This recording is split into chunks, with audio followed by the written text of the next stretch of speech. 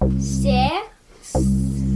5, 4, 3, 2, 1. How about we do it again? 6, 7, 4, 3, 2, 1. I think I got it. Okay, let's try one more I time. definitely. Ready? I can move you. Making review. Making review. Say 6, 6, 5, 5, 4, 3, 2, 1.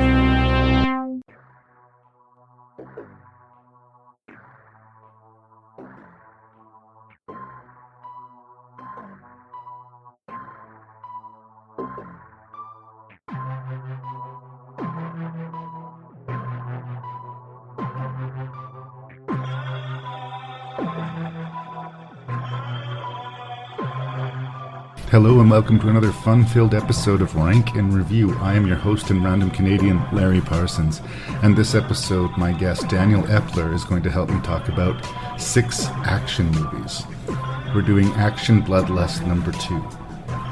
As usual, you should go into the podcast knowing that there will be spoilers and there will be probably a lot of coarse language, especially from me. Thank you so much for listening to Rank and Review. Send your feedback to ranknreview@gmail.com. That's ranknreview@gmail.com. And check out the website at Ranknreview.ca.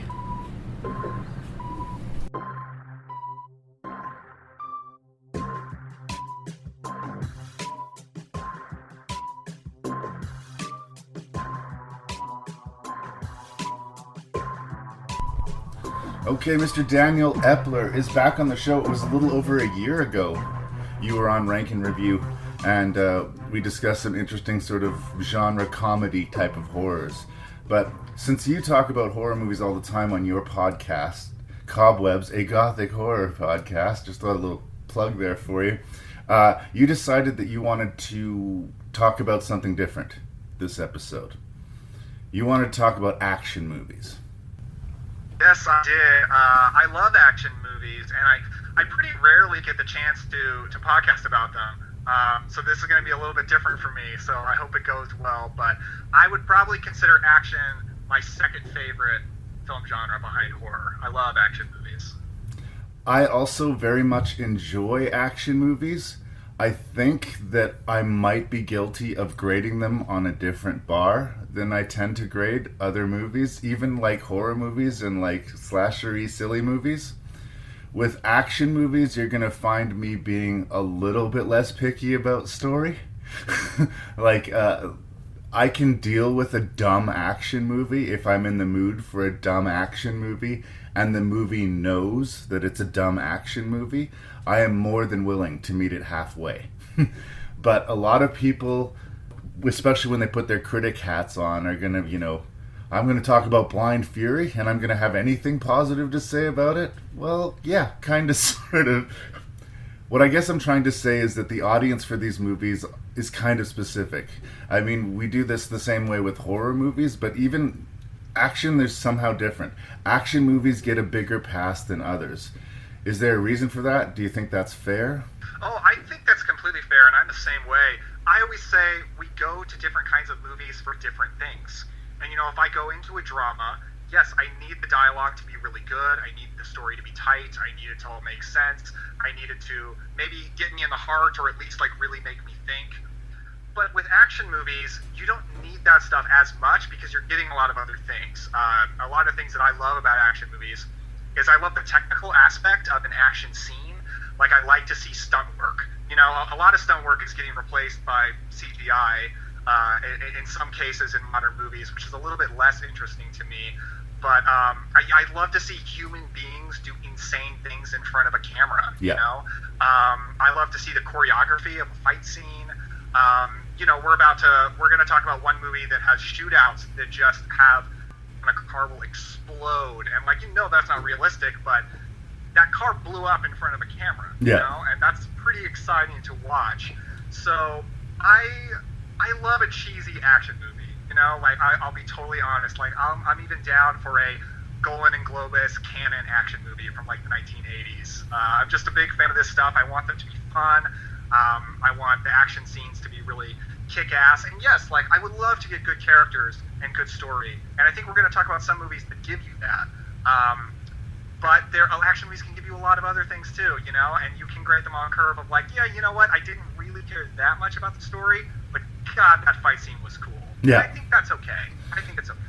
And largely you'll find that I will be generous in that measure this episode. Just what are your goals and what are you know, how close to achieving them have you come? That's basically how I'm going to grade these movies. I will also say, though, I think that we're living through somewhat of a golden age of action. I understand you were saying that, like, CGI is starting to take over, especially in the realm of the car chase. Things like The French Connection or Ronin, where we had, like, real-world, visceral, scary car chases. This seems to be a increasingly rare thing now. But if you keep the energy up and you keep wowing me, like, we live in this modern age of, like, John Wick and the Raid movies, and, like, they're incredibly exciting and full of momentum and a lot of fun, as long as you don't think about them too much.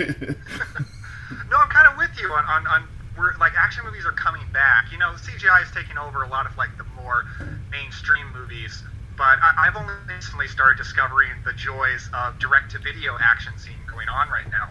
I have a good buddy who runs a podcast called Adkins Undisputed. It's all dedicated to the work of this actor named Scott Adkins, and he's making direct-to-video action movies now. And these are movies that, like, you're not going to hear about in mainstream circles. Critics aren't going to care about them. They're never going to show up on a top 10 best list of the year or anything like that. But he's pumping them out. They're coming direct-to-video, and they just have crazy action scenes. And this guy, Scott Adkins, is this insane martial artist who just pulls off amazing things in front of a camera. So, yeah, there's some cool stuff going on in the direct-to-video scene. Yes, there's, like, John Wick. There's the Mission Impossible movies, which I am just ride or die for all day long. So there are some cool action movies going on right now. But, you know, we're going to be talking about mostly stuff from the 80s and the 90s. That's my golden age, I gotta say. Yes. It is. The action might not be as visceral and impactful in the 80s as we're used to seeing now, but it's suitably big and dumb and goofy. And I just appreciate their effort to purely entertain. Yeah, absolutely. I love it when I see a movie and I'm like, God, you know, especially if it's a lower budget, like, they did everything they could to make sure I was entertained, and I respect that. It's not through lack of effort if they're going to fail. Is there anything else you wanted to say by way of introduction before I list off the movies and we start the rank and review? Well, first of all, I just want to say, for the most part, I think this is a really strong list. I'm a lot more enthusiastic going into this list than I was for our last episode, even though our last episode was still fun. There were movies on there I really dug. But I'm pretty passionate about a lot of these movies. I was kind of wondering, I don't know if you want to get into this yet, like what your mindset was in putting these together, because I was looking for a common theme, and I'm like, okay, we've got 4 movies that are from pretty legendary action directors, 2 that aren't. We've got 4 cop movies, but 2 aren't. And I'm not sure, like, did you have a common theme across these? Well, I wanted, like, a little bit of a range to it as far as the scale and the budget, and I didn't want all of the movies to sort of be repeated, you know, corrupt cops again or whatever. And then there's some franchise stalwarts. I'm going to work my way through the Die Hard series, you know. Yeah. So I don't know. I just didn't want to be reviewing the same movie over and over again. So I just tried to give it a little bit of variety within the genre. And almost all of these, I think, have a little bit of a humor inserted into it as well. Because that's one thing about action movies. I get a lot of shit from people who don't appreciate horror, saying, why do I want to watch something so violent, so morbid, so full of death? Your average action movie has a significantly higher body count than your average horror movie. And probably more misogyny as well. And more punchlines about it. There's a lot of times where somebody dies a brutal death in an action scene and your reaction is, oh, no, right? It's this big kind of laugh moment. But whereas people are all on board for John Wick, right? The highest body count ever in those movies. 300 people killed by John Wick in Jason 3 Voorhees movies. Never hit that. Like, it's crazy. I've seen video games. First-person shooters have less of a body count than these movies. And yet, they get a pass somehow, and horror movies don't. I mean, I could be going back to that old thing, and I'm boring myself by repeating it yet again in the podcast, but there's something to be said for the value of a movie that just wants to entertain you, just wants to put a smile on your face, and has no goals or ambition beyond that. I respect that, and sometimes, frankly, miss it. Yeah, no, I gotcha. Like, I like all kinds of movies. Like, there's no kind of movie I shut myself off to that I don't care for, really. But I really love the movies that just try to entertain. You know, that's kind of my favorite kind of stuff. I have a lot of respect for you, Larry, in that I think you are definitely more film critic than I am. I would never call myself a film critic. I'm much more just like, I'm an appreciator. I get excited about movies, and action movies are some of the movies that I get most excited about. Because like you mentioned, I do love those moments in an action movie where something crazy happens, and I love that stuff. So much fun. And I give myself and anyone else listening permission to laugh at that. It's okay. It's a fictional context. Let's not take it too seriously. One more thing before we start, and you just complimented me, saying that you think me a critic, and I like that. So now I'm going to lose all credibility with you. Do you know that I have only seen the first 2 Mission Impossible movies? That is fascinating. But you know what? Like, get excited, because you're going to have some great times ahead whenever you get around to that franchise. You're going to have so much fun. It's Because so honestly, weird. like, the first 2, I have no hate for any Mission Impossible movie, but the first 2 are my least favorite. It's 3 on where I get really excited about it. Well, that's good to hear, because that's been my history with the Mission Impossible movies. Everyone tells me it's awesome. I go to see Mission Impossible, and I think, man, that's got to be one of the worst Brian De Palma films I've ever seen. No, it is. It's one of my least favorite of his, for sure. Yeah, and then everyone's like, oh, no, dude. Mission Impossible 2, John Woo, it's super awesome. And I watched it, and I really didn't like it. Like, I really didn't like it. So then everybody said, Mission Impossible 3, Larry, it's amazing. It's amazing. Check it out. And I was like, no. I've already been fooled twice. So now I've got this weird link, like I'm stubborn about it. I'll have to like wait for the whole thing to run its course and then maybe do an episode just dedicated to the Mission Impossible series.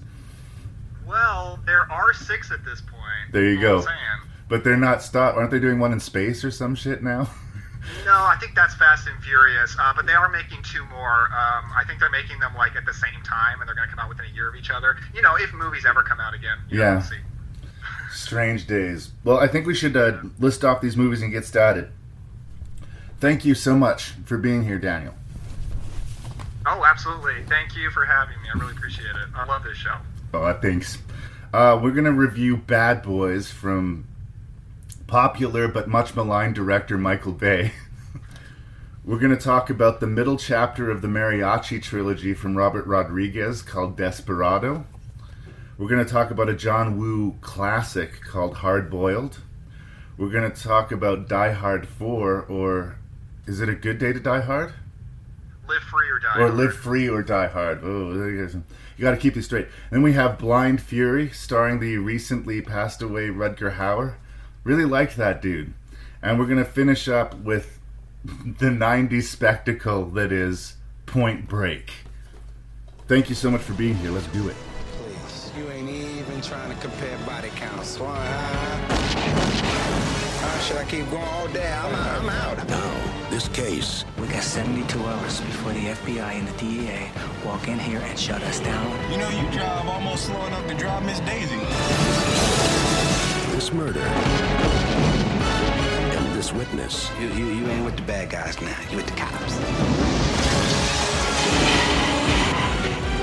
This is your getaway car? What is this, a family station wagon? Oh my God, you got a baby seat in the back. Are going to put them. Look at you. Look at you. Can you stay focused? What are you talking about? I'm focused. Yeah, focused on all this scattered ass around here. To the ultimate test.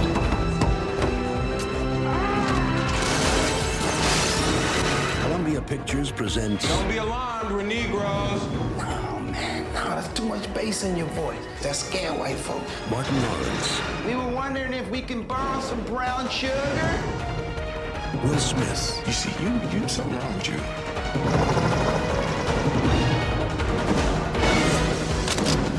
Sir. The law will be served.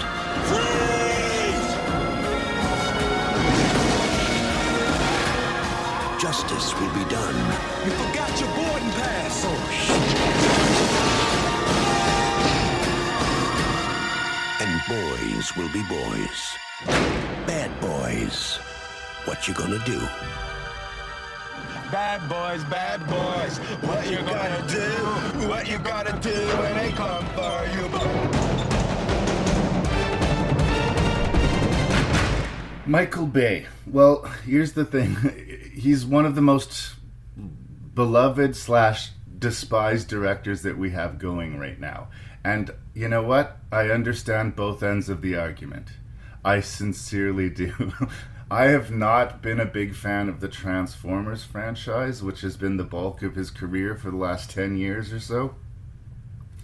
But I was at least a defender of Michael Bay technically. His technical filmmaking, the shots, the edits, like, he covers action well. He has a tin ear for comedy.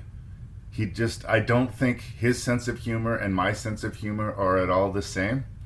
So his strengths are in the action. And that's what I'm going to say about Bad Boys. The strength of Bad Boys is the action side of this action comedy.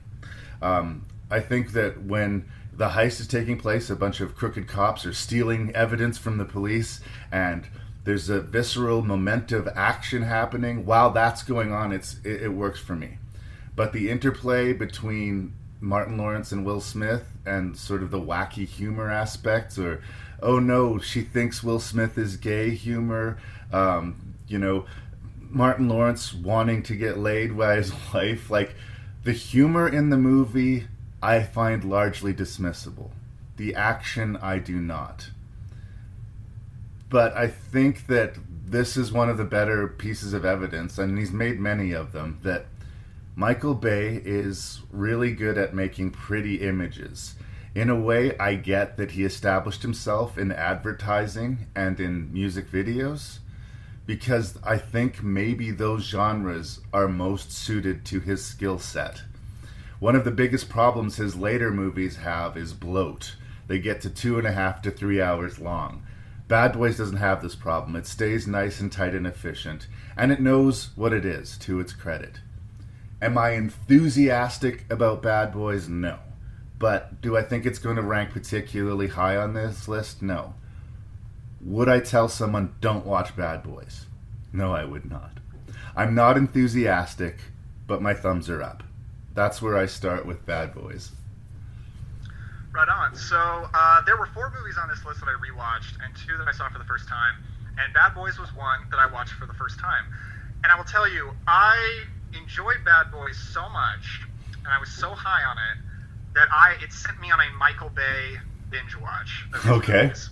Now, for the most part, I guess I kind of subscribe to like the internet's opinion of Michael Bay, that he's toxic, he's a douchebag, he sucks, we don't care about him. I've always been a big fan of The Rock with Nicolas Cage. It's probably one of my favorite action movies. His best movie, I think. Sorry, what? I think The Rock is his best movie, personally. I absolutely do too. Now, Transformers I loved when I was 14. I don't think I've gone back to it ever since, and I've never seen any of the sequels. But anything else I'd seen from Michael Bay, which is like a couple of movies, I just haven't cared about. But Bad Boys, it was so much fun that I watched a bunch of his movies for the first time, and they're not all great. Like I watched Armageddon. I found it really fun. It's insanely stupid. It's very, very dumb, but lots of fun.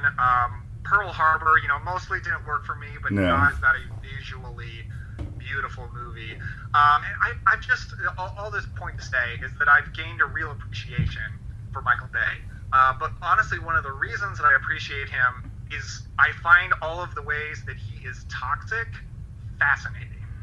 Like, I guess I'm not off-put by it as much because nobody's really defending the morality of Michael Bay. No. He's not like Zack Snyder where he has this rabid fan base that will attack you if you come at him. Like, nobody's really defending Michael Bay at this point, so I feel like there's no harm in appreciating what makes his movies crazy. But all in all, Bad Boys is a very restrained Michael Bay. He had much less budget than I think he's ever had since. So it's a bit of a smaller movie.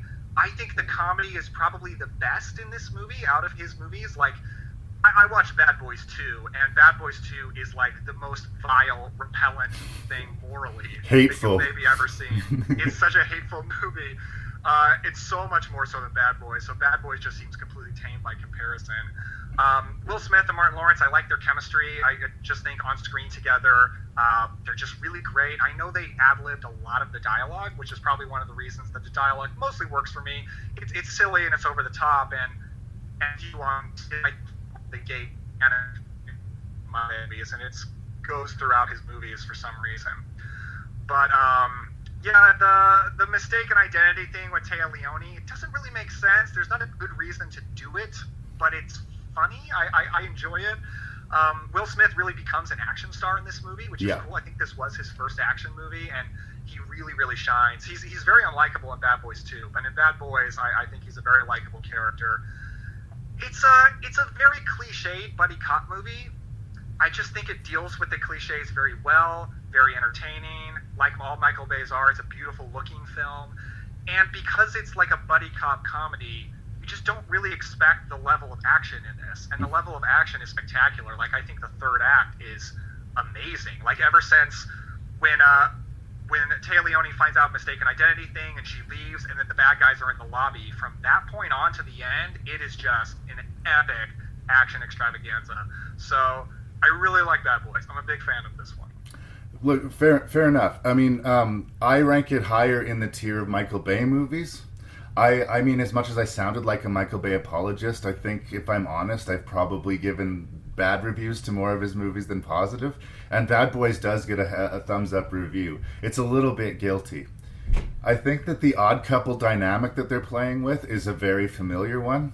Like, there's sort of the married, sloppy, loudmouth, rough around the edges cop, and then there's the clean-cut, like, supermodel-looking Will Smith. Almost to a point where it becomes a problem. Like, they shoot Will Smith like he's a star of a music video, or like they're selling his car or his fashion. There's what I was saying, like the music video and the advertising background for Michael Bay really comes through almost to a negative point, where the movie feels and looks more like a music video or an advertisement than like a movie. And I think that's why the length of the Michael Bay movies start to wear you out, because you can handle that real kinetic editing for a video that lasts 3 or 4 minutes. But 2.5 hours of that kind of kinetic editing will wear your shit out. Another thing that I wanted to say positive about Bad Boys, because I mean, I seem like I'm sort of limiting my praise somewhat. I like how well Michael Bay uses his bit characters in the movies. Saskatoon actor Kim Coates has a one-scene role at the beginning of this movie. A lot of people know him from Sons of Anarchy, but he's just a guy who tries to steal Will Smith's car, and he's got 3 lines, and then he gets punched and arrested. But we kind of like that character. He's funny, he's got a couple of good lines, it establishes the dynamic between Will Smith and Martin Lawrence right away out of the gate, and those 2 villain throwaway characters have way more personality than you would expect. And he has a good eye for casting, too. Michael Imperioli is in this movie before The Sopranos. Téa Leoni was a real hot property in the late 90s. I don't know what happened to her. Someone should put a missing persons report out on Téa Leoni. So true. But the movie's full of interesting faces. And I think it's interesting what you were saying earlier about the stuff that'll put your smile on your face in an action movie that, like, maybe we should be rolling our eyes at. The cops in the precinct they're like another team that are partners that have this weird, like, animosity competition going on between Martin Lawrence and Will Smith. It's completely ludicrous and silly, and it's something that you would see in an 80s cop movie, and I welcomed it. It's dumb, it's superfluous, and I welcomed it. Their chief, who yells at them all the time, it's an utter cliche. Joe Pantoliano, he knows what he's doing. They hired the right guy for the job. It's stupid, and it's awesome at the same time. That's what I'm looking for in an action movie. A stupid, awesome, good time. And I think that it mostly gets there. I don't know, it might be me, Daniel. I have never really clicked with Martin Lawrence. maybe I haven't seen the right movies. Like, I saw a movie he did with Tim Robbins, like, I want to say... I can't remember. I want to say Nothing But Trouble. That's not the right title, but it doesn't matter.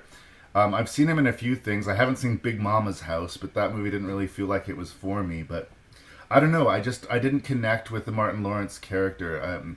And he seemed like to be asking for the laughs more than anyone else. Whereas everybody else was sort of playing the situations and the humor would come out of it. Martin Lawrence was the one character who I felt going, do you know what I mean? He's like asking the audience, like me. And I don't know, I find that kind of desperate and off-putting, but I seem to be pretty alone on it.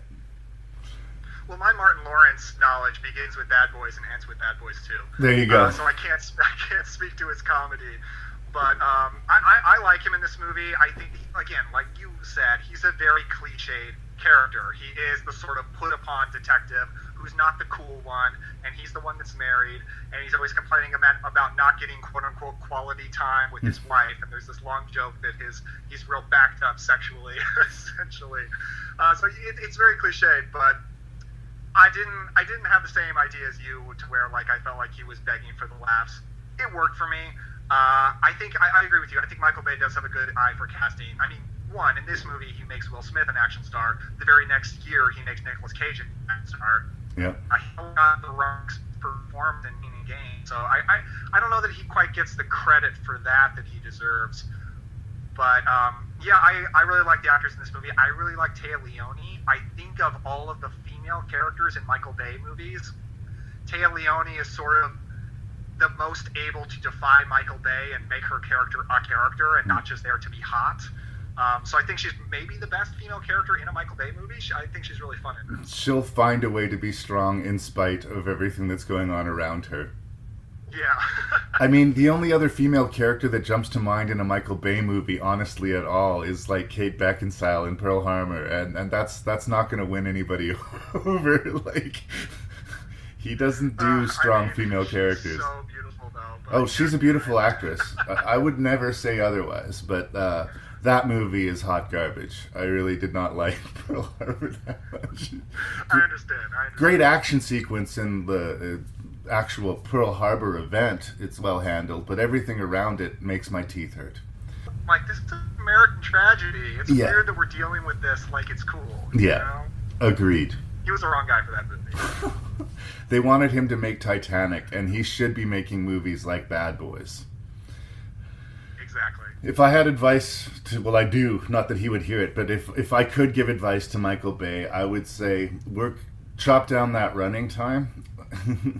Yeah. And give me an amazing 90-minute, to an hour 45 minutes of exhilarating action, and you know what? You can make it as dumb as you want. If you go ahead and make it 2.5 to 3 hours, you're gonna wear me out.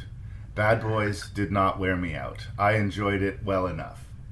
That's where I washed up on it. Is that good enough, or do you have anything else? That's good enough. I like it, man. All right. I was visiting a bar, and in he walked. You saw his face? His face? No. I mean, every step he took towards the light, just when you thought his face was about to be revealed, it wasn't. It was as if the lights dimmed, just for him. They called him a loner. I know who you are. Really? You kill drug dealers. I killed the woman I loved. You ruined my life. They called him a miss. You've heard stories of that man that carries a guitar case full of weapons. Find him and kill him. I hope you don't think you can take someone like Ucho all by yourself. Really? They made the mistake of calling his bluff. Is there something in the guitar case? My guitar? Now, it's time to face the music. Let's play.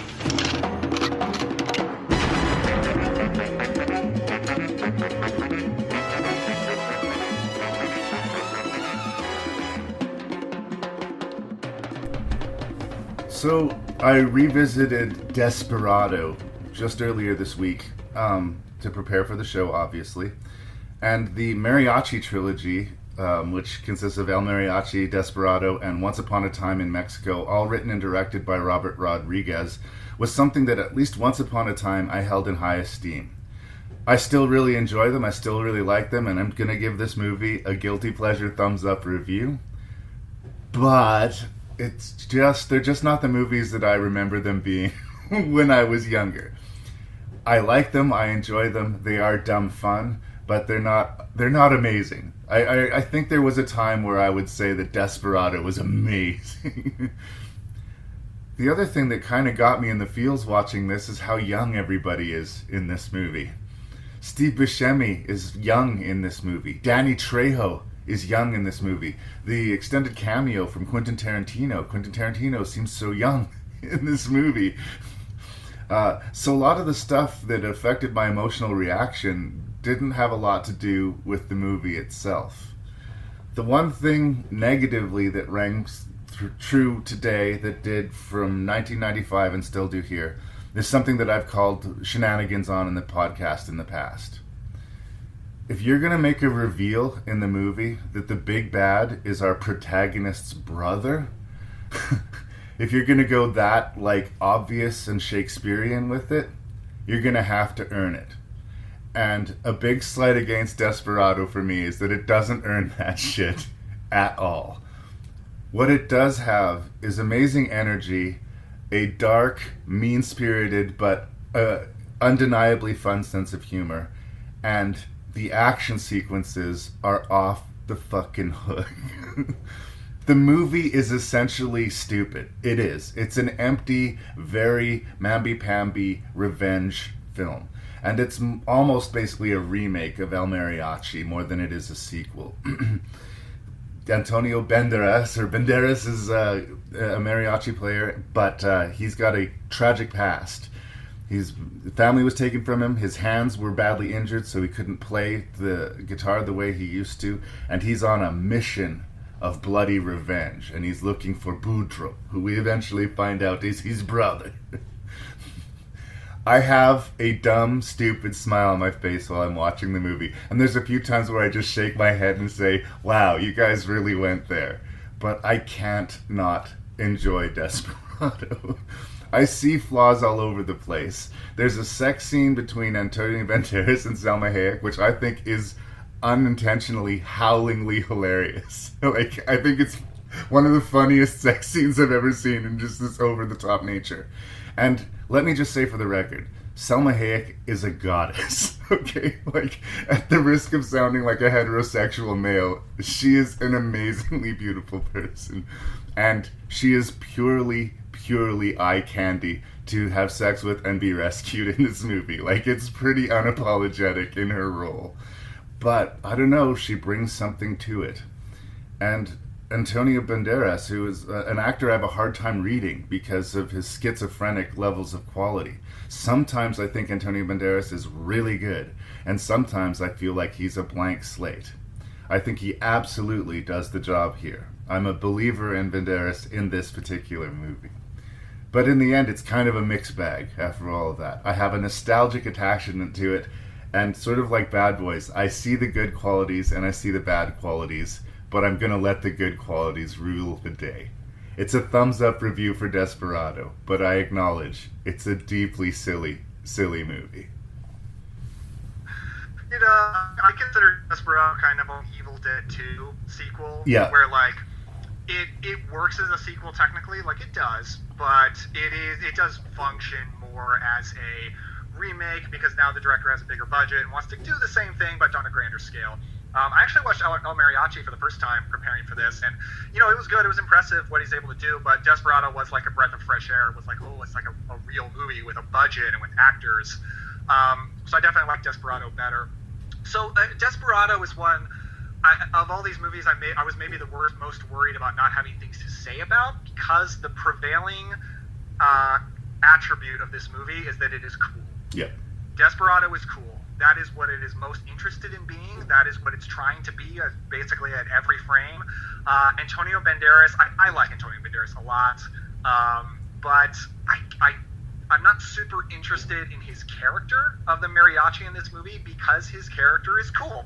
And there's not that much to him. Like, he's on a revenge mission. But, you know, of course he's on a revenge mission. It's just that kind of movie. He's a cool guy with awesome long hair. And I can say as a heterosexual male, he is insanely beautiful in this movie. He's got these flowing, long black hair, wielding 2 pistols in each hand. Like, he's dressed amazing. Like, he's so awesome. Selma Hayek, you know, I think technically on the page, I would agree that she is there to be eye candy. She is there to have sex with Antonio Banderas. But I just think she has more charisma than anyone else in the movie. So for me, the movie suffers a little bit when she's not on screen. Mm-hmm. She's my favorite part of the movie. I just think she's maybe even a little bit outcools Antonio Banderas, even though, like, she doesn't get nearly as much to do as Antonio Banderas does, obviously. I'm not with you on the sex scene. I love the sex scene. I love how over the top it is. Like, it's just so audacious. And, like, movies just don't have anything like that anymore. They don't. But do you think it was going for hot, or do you think it was going for, like, silly over the top? I think so. I think so. I think movies these days they're kind of draining sexuality out of humanity. Like, the most popular movies these days are superhero movies, which I love, but you can't find more sexless movies than superhero movies, and I lament that a little bit. And I like Desperado because it's so saying fuck you to, like, and Desperado is very sex positive, let's just say, and I respect it. The action scenes, you know, the action scenes are total fantasy. They're very fun. For me, it feels like Robert Rodriguez is going for a John Woo kind of shootout sequences, which we'll get to later. I just don't think he's near as good at it as John Woo, so I don't find the shootouts as exciting as another movie we're going to talk about.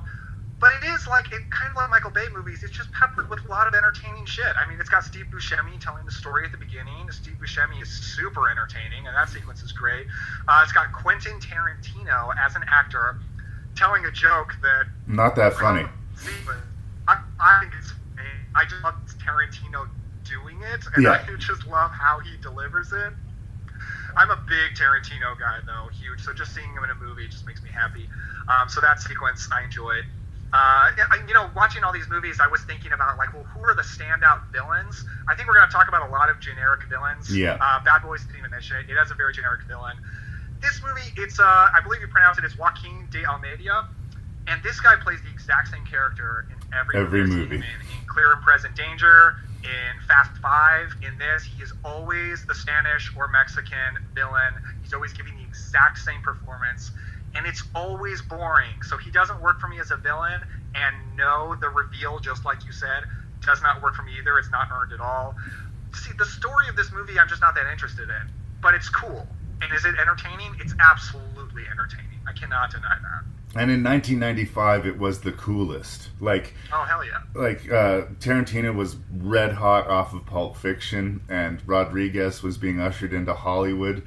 He would soon bring us The Faculty and From Dusk Till Dawn. Like, this movie had cool all over it. And in a lot of ways, that's all it's interested in being. Which is why I let things go, like the howlingly frustrating, like, Boudreaux's my brother sort of sequence. I don't want to spend the whole review talking about Salma Hayek, because I know we've already covered it. I just wanted to say, because it occurred to me while you were talking, I love that the first time we see her character, she inadvertently causes a car accident, and she looks over her shoulder at the cars crashing and just smiles and laughs like that happens to her all the time. It's amazing. Yeah. The movie just lives in this not at all real but deeply pleasing world. And that's one thing I really appreciate about Rodriguez. Like, I feel like almost all of his movies exist in the same world. Like, From Dusk Till Dawn and Desperado exist definitely in the same universe, you know? And I like that kind of filmmaker who just keeps on building on his world. Tarantino does that as well, like with his cigarette brands and his, like, crossing over of like weird small details from film to film. I've always liked that as an approach, and it felt new and fresh and edgy in the 90s. I am glad that watching it this many years later, I still have a big smile on my face. I guess it could have gone the other way. Like, we're getting right properly into 90s nostalgia these days, and I was worried that I was going to be laughing at the movie in kind of a bad way, but I was laughing with the movie. The movie knows that it's goofy. It does, and for me, that gives a lot of rope. Yeah. You guys can have as much fun as possible as long as you know that it's silly and as long as I'm having fun with you. If I feel like I'm no longer in on the joke or you've gone past fun into dumb, that's when the things lose momentum. And almost never does Desperado do that for me. So, thumbs up. Right on. I will say a couple things. One, if I'm going to watch an Antonio Banderas action movie, I prefer The Mask of Zorro. Okay. It's one of my favorite movies. I would go with that over Desperado. One other thing, just as a quick plug, my friend who's on my podcast a lot, Chris Hurtado, has a podcast called Inside the Sequel, where he just talks about sequels, and he recently did an episode on Desperado. It's a really good podcast. He definitely likes it a lot more than Larry or I do, even though Larry and I both dig it. And I do recommend that for people. That's a great discussion on Desperado. Do it. Is there anything else you want to say about Desperado? No, I don't think so. It's cool as hell. It's fun. Like, I do recommend it, but there are movies on here I like more. Yeah, it's true. It feels like we're giving it short treatment, but it's just a fast, dumb, slick action movie. And if you're in the market for that, you do it. That's what it is.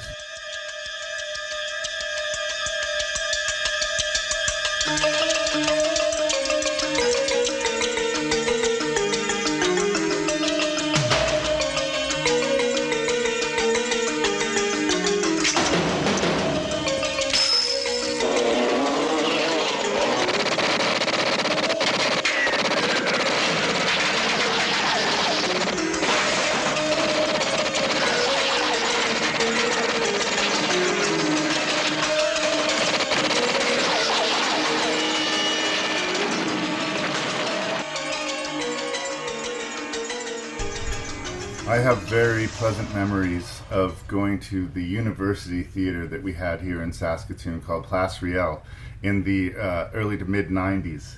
It was like when I'd first sort of been living on my own and, was feeling the freedom, and being able to go see R-rated movies at midnight was, awesome for me. And I made a lot of discoveries. And they would play a lot of Asian extreme action and martial arts movies. So one night I walked down to Place Riel to see this hard-boiled movie. I knew vaguely that it had a positive reputation, but I was not prepared for what I was going to see.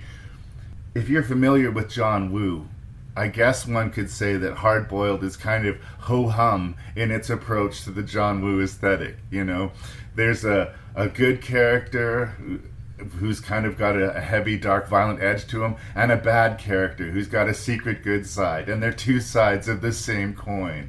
And the action sequences are always going to be counterbalanced with beauty, usually birds or a baby. Very memorably in this, there's always a counterbalance to the violence going on, and either a sort of silly fun component or an extra layer to give a little bit more kick to any given action sequence. It does all of these things while still being a very sort of silly, over-the-top action movie. Like during the hospital shootout in the third act of this movie, I'm sure several hundred people are gunned down for us. There's no reality to the movie at all, and yet it keeps the tension and it keeps the energy throughout it. Is it riddled with cliches? Absolutely. Is it predictable? Absolutely. Is it bad? No, it isn't. Like it's cheesy and it's familiar and it's everything we've come to expect from John Woo. But you have to remember, like, when this movie came out, I sure hadn't seen anything quite like it. The aesthetics of the movie feels like he's making a, quote, American kind of stylized riff on like a Lethal Weapon type of movie. I hear that with the saxophone cues and like the weird smoke-filled rooms when there's no reason for the rooms to be filled with smoke. Like, aesthetically, he's sort of taking from America, but he has jammed the action sequences up to a whole different place. This introduced me to Chow Yun-fat, this introduced me to John Woo, and I just remember just shoveling the popcorn in my face, kind of being stunned and amazed at what I was seeing. John Woo's made a lot of movies since then, and his influence has been loud and proud. I don't think Hard-Boiled hits that hard today, but I'm just trying to articulate like what a shot of adrenaline this movie felt like at the time, and how I think it's an important historic kind of like stopgap for like what action movies were at that time and how they kind of jumped it up to another level. And it's a weird level to arrive in because it's not exactly realistic, but it kind of felt more real than some of the goofier action that we've been seeing in the age of Cobra and Lethal Weapon. It's every bit as stupid as them, but it's not treated as stupidly, but it still manages to wink at you and have fun. So I don't know quite how all these balls stay in the air, but it works for me. Does it work as well today as it did in 1988? No, but I don't think that's a reason to knock against the movie. You know, it's showing its age because it's like almost 40 years old, okay? Fair enough. I like Hard Boiled. I still like Hard Boiled. Has John Woo made other better films since then? Yes. Has he made other worse films since then? Yes. But Hard Boiled put him on the map, and for that I say thank you. That's where I start with Hard Boiled. Okay, so after your more sober start to this, it's time for me to just get crazy. So I'm a big John Woo fan. Good. I've long liked a lot of his American stuff, like Hard Target. I mean, I'm a big Van Damme guy. Face Off is great. I've fairly recently started getting deeper into like his Hong Kong stuff. In fact, I'm fairly new to Hong Kong action as a whole, but I'm starting to get more into it. So I've seen things like The Killer and A Better Tomorrow, and Hard Boiled I watched for the first time just a few months ago. And I can tell you, Larry, Hard Boiled abso-fucking-lutely hits just as hard today. Like, Good. I think this movie is like, I think this movie is something of a masterpiece. I have absolutely nothing even slightly bad to say about Hard Boiled. I think it's incredible. So it is, I mean, I guess you could say it is a little bit of a cliched cop movie in that, yes, he has the angry captain. Yes, he is sort of, and he being the main character, Chow Yun-fat, Tequila. Tequila, played by Chow Yun-fat. He is sort of a Dirty Harry type, and that was very much on purpose. Apparently, John Woo got criticized a lot before that for really glamorizing gangsters, which you can really see in The Killer, where Chow Yun-fat is the gangster, and he is the coolest motherfucker who ever walked the earth, cooler than Antonio Banderas in Desperado. And in Hard Boiled, yeah, he's kind of trying to glorify cops. He's trying to go the other direction and sort of make the government a little bit more happy. So yeah, Chow Yun-fat is just the coolest cop you've ever seen in your life. He's always got a toothpick hanging out of his mouth. He's always yelling at his captain for not letting him go hard enough on the criminals. And I just love that kind of thing. It's like catnip. It's so much fun to watch in a movie. Just the insane level of swagger from Chow Yun-fat. But the action scenes are just out of this world. I was rewatching this movie just today, just thinking about, like, why are shootouts so much better in John Woo movies than they are in other movies? And I really think they are, because generally in action movies, I would rather see a car chase or a like martial arts fight scene rather than a shootout that's just people like standing apart shooting at each other. But in John Woo movies, they're so exciting. There's just an insane level of destruction going on. I mean, just entire areas get destroyed just because of guns. Guys jump through the air, firing two barrels at the same time. That's very much a big John Woo thing. Things explode when they hit.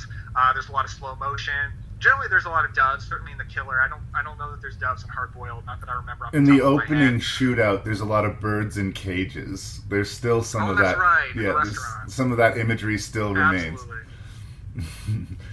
Absolutely. And that beginning shootout is beautiful, and then the raid on the warehouse is insane. And the third act, it's one of my very favorite third acts in an action movie ever. The huge battle in the hospital. I love that Chow Yun-fat is saving a baby, and that's what it's all based on. When I watched it for the first time, it reminded me of the third act of the Alexander Aja Hills Have Eyes remake, right, where the whole thing is just that guy trying to save his baby, and that kind of comes from Hard Boiled. I love this movie, man. I'm a giant fanboy. It's interesting because a lot of it is so ludicrous that you almost should be slapping your forehead and saying too far, but somehow it never goes there. Like, you're right, people jump through the air diving at each other, firing two guns in two hands, and like, people are dying left, right, and center, but then all of a sudden they'll focus on one guy, and that guy's death inexplicably has impact. Oh no, not that guy. Right? Like, it's so bizarre. I remember seeing it in the theater and like loving it and hating it at the same time. There's a scene where he's trying to save this baby and his pants get caught on fire and the baby pisses down his leg and puts the fire out. And it's such a stupid moment. Like, it doesn't belong in this movie at all. But I wouldn't cut it at all either. It's like, it's stupid, and yet it's somehow perfect for the movie. Because it is ludicrous. This movie is objectively stupid, but you don't treat it like that while you're watching it. You never question anything that happens in the movie, no matter how stupid it is. With Bad Boys and with Desperado, the first two movies that we reviewed in this one, stupid stuff would happen, but I would acknowledge it and like just say like this is the world the movie's playing in. For some reason in John Woo's movies, I just accept it. You brought up Face Off earlier. If there's a more ludicrous action movie in the world than Face Off, I don't know that I want to see it, but I can't shit talk Face Off. I just can't. I wouldn't sit here and talk shit about Face Off. It's a completely ridiculous and kind of stupid movie, but I also really appreciate its existence. And this is the weird world that Hard Boiled like lives in. It's utterly absurd, but it is so awesome. And I'm really glad to hear that you accepted it, because I don't know, I was watching it and I'm still really liking it, but there's part of me that felt, I don't know if shame or embarrassment's the right thing, but it's just like, would people get this now? Is this still awesome? Because I sure think it's awesome. But is it? It's kind of stupid if you're like, you have to approach it like a child, like you're a 12-year-old boy. And maybe that's what John Woo's talent really is. At least when he's not taking himself too self-seriously, like with like a Wind Talker type of movie. He just leans into the silly, and he loves it as much as you do. And for some reason, that just gives him a pass that a lot of movies wouldn't get. And yeah, he starts leaning on this more and more. If you start doing a study of John Woo movies, and you can just, copy-paste elements. And now the slow motion, and now the doves, and now he's going to light a cigarette because, the action sequence is coming to an end. Like, it's all about how things look, even more than how things feel, which is like the opposite of my typical approach to enjoying movies. But for these fun, dumb action movies, it works completely. I'm gushing about John Woo. I'm just gushing. No, as you should. I just wouldn't use the word like stupid or silly. I just think John Woo creates his own reality, and I like it better than the reality of most other action movies, to be honest. Like, I love it. I wouldn't want it any other way. Like, I don't want John Woo to make a realistic movie. Like, other people can make realistic movies and they'll be just fine, but that's not what John Woo does. He makes John Woo movies. It's true. And if you watch some of his quote serious movies like Wind Talkers or Red Cliffs, which they have really good action sequence to them, but because they're on a real subject, it almost feels like it doesn't belong. Like, he wants to make a ludicrous action movie, so just make a ludicrous action movie. Don't try to be important. Try to have fun. And I love the motif in John Woo movies of two sides of the same coin.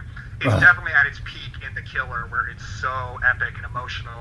In Hard Boiled, it's not quite to that level, but it's Alan, I think, is the undercover cop character. He is a great badass character. Him and Tequila have a lot of chemistry on screen together. I think Johnny, who I believe is the main villain in this movie, one of the best villains we're going to talk about. He is so gross and despicable, and I hate him so much. But I also love that he has this henchman named Mad Dog, who's awesome. Like the killer with honor. Yeah. And Johnny does not have any honor, and that causes conflict between them, and that results in some great dramatic moments too. Man, this movie fucking rules. I love it so much. I'm so happy to hear you say this. I was worried that I was going to have to play defense for it, because I can't undercut. There's a percentage of silliness to the movie, and if you've seen any police procedure or any police thriller ever, you've seen this movie. Like, it really doesn't bring anything at all new to the table. It's all style, presentation, and like we were talking about in Desperado, the cool. I'm sort of amazed that Chow Yun-Fat didn't make the crossover to, like, popularity on this side of the ocean. John Woo made it, Jet Li made it, Jackie Chan made it. Where was Chow Yun-Fat? That motherfucker is cool. I guess, like, in America, like, we just want the Asian action stars to do martial arts. I guess. Which sucks. I wish that wasn't the case, but that seems to be the common factor of Asian stars that cross over here. Yeah. And Chow Yun-fat's not really a martial arts guy. No, he's an actor, but he's so cool. Oh, man, yeah, like him in A Better Tomorrow, the coolest dude. Yeah. The coolest. So, if you're looking for cool and maybe style as substance, and that sounds like an insult, but I'm not treating it like that.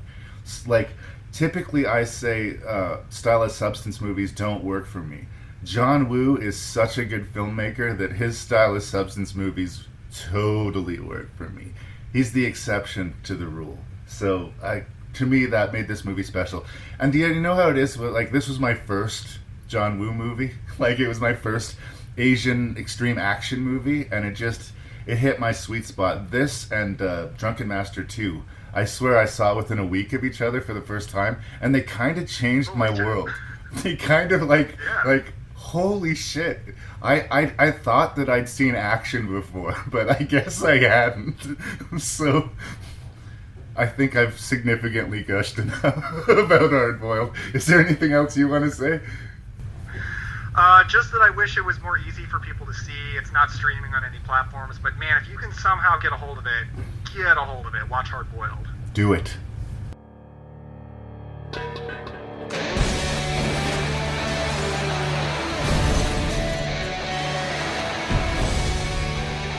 Russo, check in. Hold on a minute. Looks like he's coming around. You see that? Yes, I thought I did it. Hang on.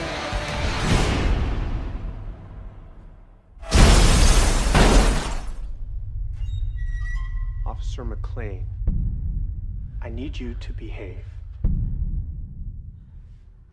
Daddy.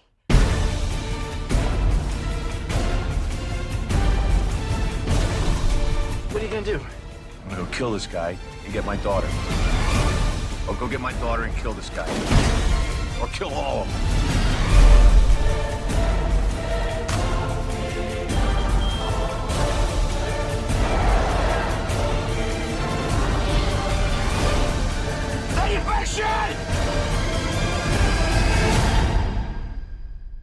Did you want to say something? Die Hard 4, or as it likes to be called, Live Free or Die Hard.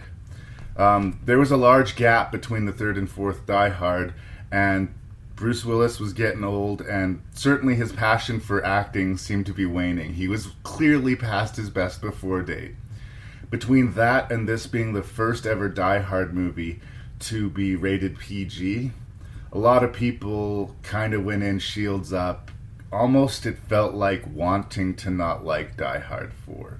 The DVD edition I have of this is the unrated edition, so I guess it has the benefit that the theatrical version of this didn't, is that it has a little bit more teeth and tissue and a little bit more of the language that we become accustomed to in the Die Hard franchise. But in the end of the day, my problem with Die Hard 4 has less to do with a less committed Bruce Willis and the PG rating as to like the approach to this whole what do they call it, the fire sale? Yeah. This whole tech villain that Timothy Olyphant is anchoring the movie on is very dated. In a weird way, Die Hard 4 is going to age worse than almost any of the other Die Hard movies. Like, you watch the first Die Hard and you think that the tech in that high-tech building is kind of retro now, right? And Die Hard 2 feels very 90s, but it works within the aesthetic of the 90s. And I actually have a lot of fun with Die Hard 3, seeing John McClane running around the entirety of New York instead of being boxed into one small location really worked for me as far as changing up the formula a little bit. This movie's really trying, and I like the director. Jonathan Mostow has done some interesting things in the past, and I think that it has some good sequences. The problem is that it's part of a really amazing action movie franchise. In the end of the day, it's okay, but on the backs of the Die Hard movies, and I'm not as big on the second one, but I admit that it's entertaining, and it does work enough to put a smile on my face. It just doesn't hold the same amount of water for me as the other Die Hard movies. It is very much a lesser Die Hard movie. That said, if you're in the mood to watch a Die Hard movie, you can watch this one. I don't think it does any real violence like to the franchise as far as, oh, they've destroyed Die Hard for me. They make a worse Die Hard movie than this. But it's just a movie that I want to like more than I do overall. It's okay, but I kind of wanted it to be awesome. And maybe I bring baggage to it. At the time, I was kind of a Timothy Olyphant fan. Like, I really liked Deadwood, the HBO show that he did. And I remember seeing him in an early 90s or maybe late 90s movie called Go. Before he'd, like, connected, he played this drug dealer in that movie. And I remember thinking, I like that guy. He's pretty cool. He didn't have a great part in Scream 2, but, like, it was good for his career to be in that movie. And he did what he could with a pretty goofy role in that movie. And then I heard Timothy Olyphant's going to be the bad guy in Die Hard 4. And I got kind of excited. And that was a mistake. I think he's playing it too close to his chest. Honestly, like, as much as I'm a fan of that actor, you're in a Die Hard movie. Have a little bit of fun with it. Have a little bit of fun with this. And again, like, the secondary characters are fine. I mean, I've never thought that... Justin Long. I mean, he's fine, but I've never been blown away by Justin Long. I never felt like a movie was made or broken by the presence of Justin Long. It's got a cameo from Kevin Smith, which is actually pleasing enough. When I heard about that, I was a little bit worried, to be honest, but I didn't think it was too obnoxious. I guess what I'm trying to say is that it's okay. It's okay. It's neither as bad as a lot of people have claimed it to be, nor is it good enough, do I think, to necessarily proudly hold the Die Hard mantle.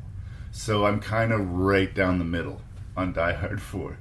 I won't give it a thumbs down, but I can't be enthusiastic about it. Sure.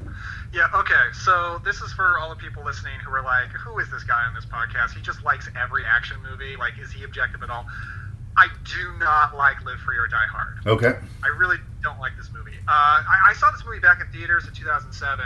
2007, I would have been 14, and it was one of, like, the first pure action movies that my dad took me to see in the theater, so I could see it with my dad. So that was exciting, and I had good memories of that. But this was my first time rewatching it, and even though it's streaming on Amazon Prime, I bought a used DVD on eBay so I could see the unrated cut. The unrated cut didn't really help. I mean, like, there's a couple of fucks in there that aren't in the theatrical movie. There's a couple that they just ADR in when we can't see Bruce Willis's mouth, and it sounds like a different audio quality, and it's kind of awkward. But that aside, I think you're absolutely right on how this movie does not age well. I kept thinking while I was watching this movie, this is like the most okay boomer action movie I've ever seen, in the way that it is just so insufferable with the tech fear-mongering, and just how much it's just like an old guy's wet dream of, like, see, all this technology is just going to screw us, and I have to drag along this millennial played by Justin Long, and he's insufferable, and he's always complaining. He's not a real man like us old boys. And that's just kind of the whole movie for me. I do not like Justin Long in this movie. I think he's pretty insufferable. I don't understand why every Die Hard movie now has to copy Die Hard with a Vengeance and be a buddy movie, when the first two are not buddy movies.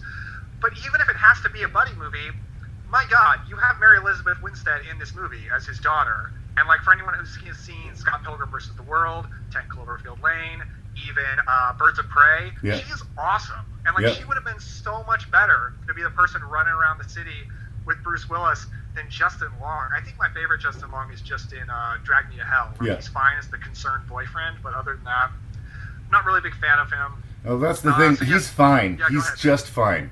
He's fine. F-I-N-E. Like, I've never been, wow.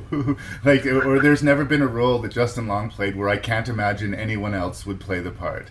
It seems unfriendly. I don't necessarily think he sucks. I've never been, wow, that was amazing. The closest I came, actually, was that ridiculous Kevin Smith movie, Tusk. Because it's a ridiculous movie, but Long plays it 100% straight. And it's strange to watch, but in that particular movie, I think he works. But yeah, no, he's not particularly good foil for Bruce Willis. And you're right, like, this is like the entitled old fart, you know, teaching these youngins how they don't know how shit needs to be, and, like, his way is always the better way. But to say a lot of stuff that people were making fun of, the ludicrous silliness of the movie. Actually, some of that stuff is the stuff that put a smile on my face. When he launches a taxi cab into the air and destroys a helicopter with it. Is that stupid? Yes, it is stupid. Is it awesome? Yes, it is awesome. It's like a part where the movie wakes up. Yeah. Like, oh, okay, something cool happened, finally. There's a scene that is so ridiculous. It's probably the stupidest single sequence in any Die Hard movie, where it's John McClane versus a jet. And like they destroy this whole section of raised highway, and like John McClane should have died about 6 or 7 times over within that one sequence. But by that point in the movie, everything had become so ludicrous that I did have that aforementioned dumb smile on my face while it happened. They've completely broken the rules of reality, even by a Die Hard franchise at this point. But I was kind of like, wow, when I watched it. Like, it doesn't get it over the hill. It doesn't... It just sucks that it's coming off of the back of 3, I think, pretty damn solid action movies. Like, I wonder if this movie wasn't called Die Hard 4, if it was called, The Fire Sale or something like that, would I like it more? Is it because they've tarnished the Die Hard brand that I'm a little bit more angry with this movie than I should be? I've also been watching all the Die Hard movies with my son. And Owen's super into them. He gets excited by them, and I kind of get off on his energy sometimes just watching it with him, because he's super excited by it. He's never seen these Die Hard movies, and each one is a new discovery for him. So I think that helped me get through Die Hard 4. But I think it's coming through. We're not super enthusiastic here. No. Now, did you feel like this was just a generic script? And then at one point they wrote John McClane into the movie, and we're like, now it's a Die Hard movie? Yeah, that's but the vibe I get. That's exactly what they did with Die Hard 2 and 3, though. Oh, really? Yeah. Of course. It's very common. Yeah, I knew that about 3. I didn't know about 2. Okay. Yeah. No, like that. They've been fishing around any other. If a good action script comes out, I got this feeling like there's some executive who looks at it and says, "Yes, but can we make it a Die Hard movie?" Right? Yeah. I'm not a big fan of the series overall. Like, I think I'm a rare Die Hard fan, because I don't hear people talk about this very much, where like I really care about his relationship with his wife. Right. So I love the first movie. I like that the arc of that is that they get back together. I love the second movie too, even though like it's sillier, but I think it's fun as hell. And I like that they're actually together in that movie. And then every Die Hard movie after that, it seems like, how can we make John McClane more alone and miserable? And I'm just not into that. Like, I like to kind of pretend the rest don't exist, and that John McClane is happily married and he's a happy dude, because good lord, he's earned it after what he went through in Die Hard 1 and 2. So I love Die Hard 1 and 2, but I'm not big on the series overall, and I'm definitely not big on Live for Your Die Hard. It's also like, it's such an ugly movie. Like, it's so digital, it almost looks like a commercial. Like, it doesn't look like a film. Canadian actress Maggie Q plays sort of like a second level villain. Like there's a boss battle that happens with her about 2/3 of the way through the movie, and it's an interesting sequence because we have like a vehicle hanging and tangled up inside an elevator shaft, and a fight taking place within that vehicle, and it's like ludicrous and like a ridiculous place to end up. But I have to say, I've never seen an action sequence like that before. Like, that's a good point. Yeah, and Maggie Q has earned her hateability by this level, so I did kind of enjoy seeing her drop down the elevator shaft. Like, there are moments that work in the movie. I just think that every Die Hard before this one has been better than this. Yeah. That is the sad tale of Die Hard, I guess, in a lot of ways. It's diminishing returns. I controversially do, like I say, defend the third one. I would maybe say that I like the third slightly more than the second, but for the most part, we have an amazing establishing movie in the first Die Hard, and then things just get slightly worse, and get slightly worse, and get slightly worse, till by the time we get to the Mother Russia Die Hard, they actively suck. And it's too bad, because it started in such a great place. So, it's one of these movies, like I said earlier, if we might be hanging it on the charges of the movie we wanted it to be, more on against the charges of the movie that it is. But I will stand by, as much as I'm a fan of Timothy Olyphant and remain it, he was a disappointing villain in this movie. And you're absolutely right that they underused Mary Elizabeth Winstead. she should have been in the car with him. She should have been his sidekick. They established in the opening scene this broken relationship between the two of them, and then they don't talk to each other for the entire movie. He just rescues her, and that earns her love. Yeah, that's it. And then she flirts with Justin Long for some reason. You're right. Like, if Justin Long was the hacker, but for some reason they were keeping him alive, there was some piece of information, and they needed to rescue Justin Long, and he and his daughter had to, like, level up and work together to get that, maybe we would have had, it would have felt more personal.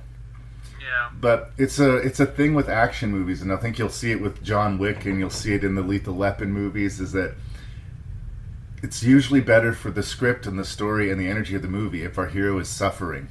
You know, if Martin Riggs in the Lethal Weapon movies is, like, not crazy and hasn't lost his wife and isn't, like, off the hook and dangerous, and then he loses his edge and he becomes another generic cop figure. You know what I'm saying? So we want to kind of keep it complex, but not to the area where it's going to take away from the fun of what is a ludicrous action movie. It's actually a tougher balance to strike than people maybe realize. I will say, there's another villain in this movie, and I can't remember his name, but he's a French parkour martial artist. You may notice, because he only has 2 or 3 lines in the movie, because I don't think he speaks English, but the way he bounces off buildings and does all these crazy acrobatics. You can watch a couple of French films called District 13 and District 13 Ultimatum if you want to see more of that guy doing his shit. He is an amazing, like, physical talent. And I enjoyed seeing him. And that's the thing. There's parts of the movie where it lights up, where it feels like just for a few minutes, there's the Die Hard movie I've been wanting. And having those moments actually weirdly hurt the movie, because it reminds you of, like, where we could be here, what we really wanted to be seeing. So, I don't know. I think largely that people have been too hard on the movie, but I don't want to oversell it either, because it doesn't measure up with other Die Hard movies. But it's not the worst action movie ever made, not by a good margin. I've seen a lot worse movies than this. It's professionally executed. As much as Bruce Willis might not be invested, it feels like most people around him are at least trying real hard. Some of them seem even excited to be in a Die Hard movie. Say what you will about Justin Long, I think that he was kind of jazzed that he was in a Die Hard. And I wish that Bruce Willis was. You know? Like... Yeah, and that's probably one of the problems with the Die Hard series, is you don't have a star who, like, cares and wants to guide the series. Like, Tom Cruise, man, he cares about Mission Impossible movies. Right. But you don't have that with the Die Hard movies. Yeah, he might even care too much. There's a problem of caring too little, and there's a problem of caring too much. To the point where he's probably going to die on set making one of these movies. That's when we know we've got the last Mission Impossible movie. Yeah, yep. Good enough? Good enough. Nick Parker is quick as a snake, strong as a bull, not to mention blind as a bat. Nice doggy. What's your problem? You blind? Yeah. Holy. He came for a friendly visit.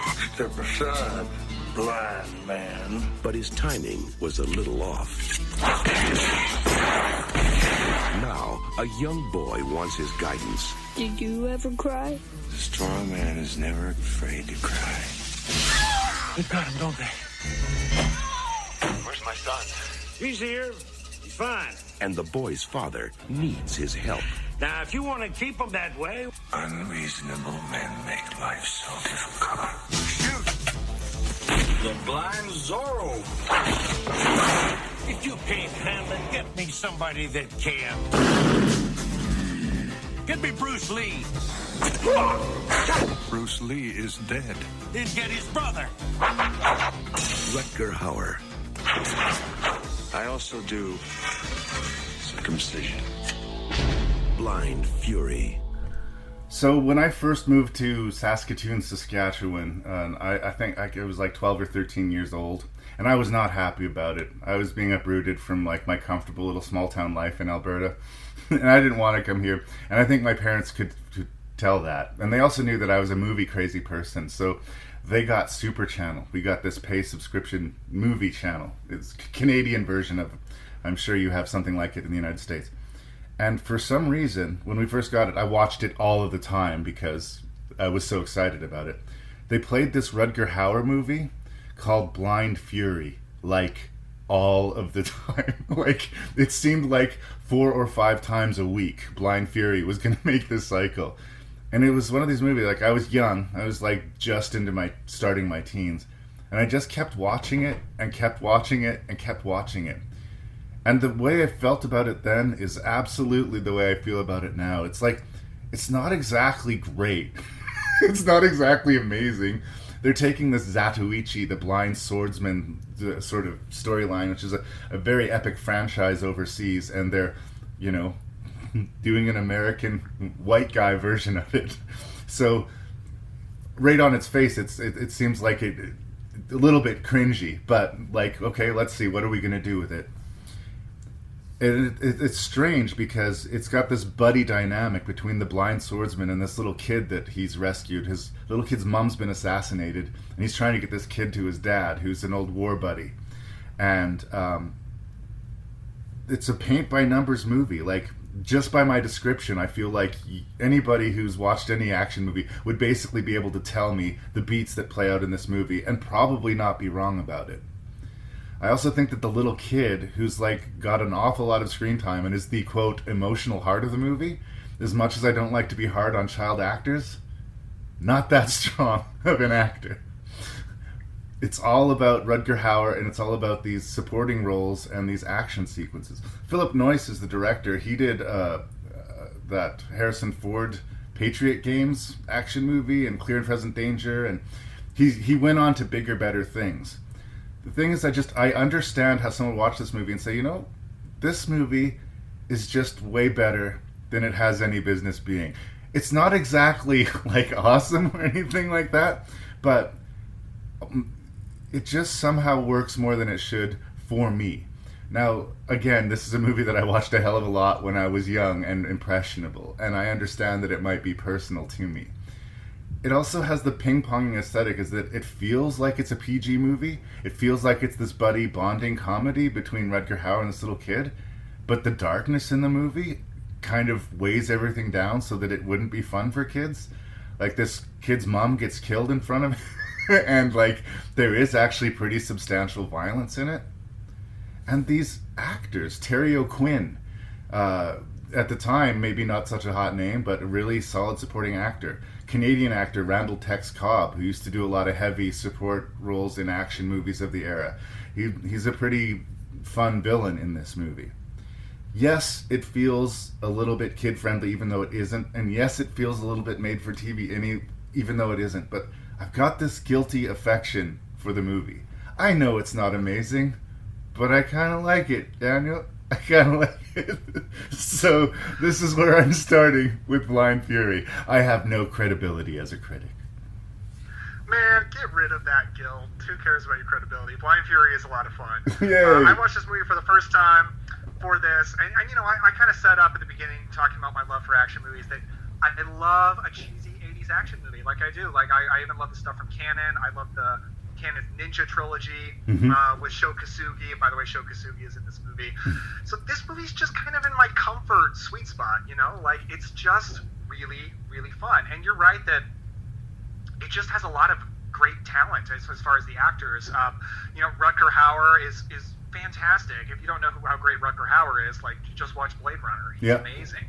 And I really like him in this movie. I was doing a little reading about the movie. He said this was one of his most difficult jobs because he had to figure out how to be blind and he had to learn the martial arts stuff. So it was a tough role for him, but I think he just nails it. He's very, very likable. He really nails that like lone gunman from like a Western sort of archetype where like he comes into the civilized society, to the family unit, only when there's trouble and when he needs to help, but then when things are peaceful again, there's no place for him and he has to leave, and that's kind of where the character ends up. So I like that archetype for the character. That's also very much a samurai archetype as well. But the movie, it has a lot of great martial arts action scenes. Like Sho Kosugi is in it. There's a great fight scene with Rutger Hauer and Sho Kosugi. It has a lot of humor, especially with the villains. Like a lot of the villains' henchmen are very, very goofy. But the movie gets some jokes out of that.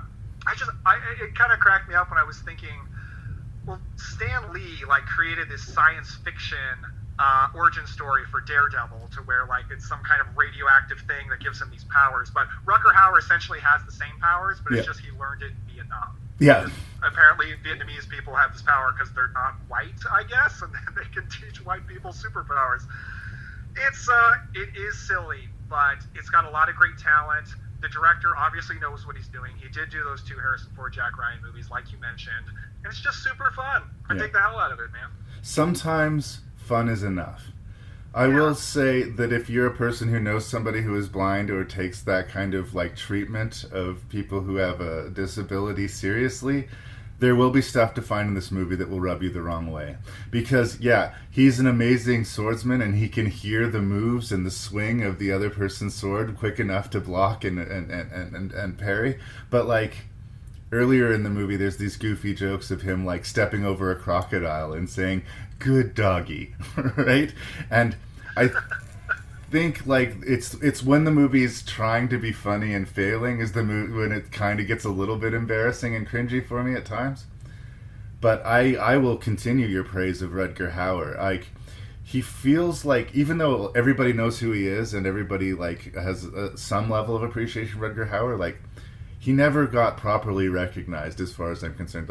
Everybody knows Blade Runner. Even if you don't know that guy was Rutger Hauer, you know that was an amazing sort of climax to an amazing science fiction movie. And then all of a sudden we almost like the villain more than we like our hero. That change happens in one scene. Bravo. But I think he's good in movies like The Hitcher, where he's essentially just playing a mad slasher. Or an underappreciated 80s fantasy called Lady Hawk, where he plays a guy where by night he's a wolf and by day he's a man, and the woman he loves by day is a hawk and by night is a beautiful woman. It's kind of a forgotten thing of the 80s, but Rutger Hauer ended up doing dozens of these direct-to-video shitty action movies, and I think that Blind Fury might get lumped in with them, and it doesn't deserve that. And Rutger Hauer didn't deserve to get lumped into the direct-to-video thing otherwise. I think he's really good at convincing me that he can't see, especially in the fight scenes. In a way, I'm almost as convinced of his blindness as I am about the skill of the martial arts. There's a great fight that he has with Randall Tex Cobb in these close quarters where Cobb gets away by smashing a bureau and running away during the cacophony of noise. But before that happens, the blade passes in front of his face so closely that it cuts off the rim of his hat and cuts the cigar out of his mouth. It's just these little details like that made me go, "Oh, well played, you guys." And the whole time this is going on, Rutger Hauer's just listening. You see him standing there and you can see him listening. And that's a skill. That is an acting skill. Show me that you're listening, Daniel. I can see you. I know that you're listening. But how do you show me that you're listening? Rutger Hauer does that and does it well. Do you agree with me about the little kid? No, I actually don't. I remember thinking I liked the kid in the movie, the actor, because he just comes across like a dumb shithead in the way that, yes, 9-year-old boys are often dumb shitheads. I think a lot of times kids in movies are portrayed to be too smart and too precocious because it's cute or it's entertaining. But this is a dumb 9-year-old boy, and I found it realistic. Yeah. I don't know. I don't like to pick on young actors. They're put in a really high pressure situation and it's probably their first job, and I don't want to be mean about it, but I think we were supposed to be won over by this kid over time. Yeah, he's gone through trauma and he's been difficult and they end up bonding, but I think it's Rutger Hauer that makes me believe that relationship more than it is that kid. I don't know, it's just how I've always felt about it. Again, it's kind of a mean thing to do. I also wanted to mention Meg Foster. Meg Foster, of course, she played Evil Lynn in the Masters of the Universe movie, which is, I'm sure, what she wants to be remembered for.